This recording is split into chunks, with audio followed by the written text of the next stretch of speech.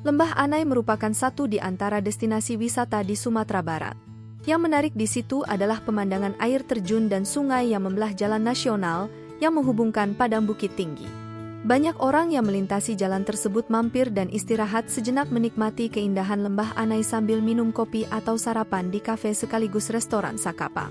Kini restoran yang nuansanya romantis dan berlokasi persis di tepi sungai itu luluh lantak akibat banjir lahar dingin Gunung Marapi, Sabtu, 11 Mei 2024. Tak ada yang tersisa dari bangunan restoran tersebut. Menurut Eka, 50 tahun, warga sekitar, bangunan restoran Sakapa terbawa banjir bandang lahar dingin.